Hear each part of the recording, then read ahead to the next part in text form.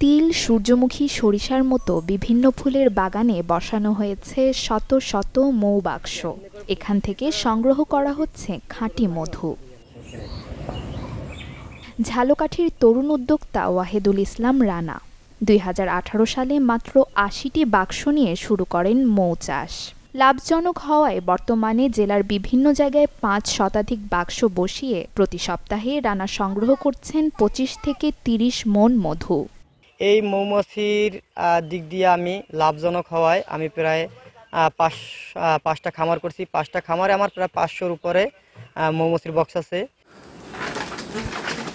বাজারে প্রতি মণ মধু বিক্রি হচ্ছে ২২,০০০ টাকা দরে, আর খুচরা বাজারে প্রতি কেজির দাম ৭০০ টাকা।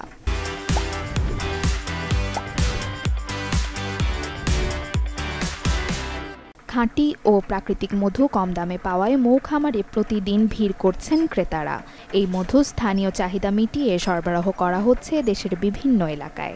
এই মধু চাষে আমরা স্থানীয়রা অর্গানিক মধু পাচ্ছি। হাতের কোনো স্পর্শ নয়।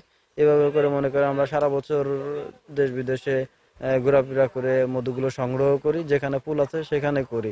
৩ শ্রেণীর মৌমাছি থাকে, একটা হচ্ছে মদ্দা মাছি, একটা রানী মাছি, আর একটা হচ্ছে শ্রমিক মাছি। শ্রমিক মাছির কাজ হচ্ছে ফুল থেকে মধু সংগ্রহ করে বক্সে রাখার পরে আমরা এটা মেশিন দিয়ে সংগ্রহ করি, করার পরে বাজারজাত করি।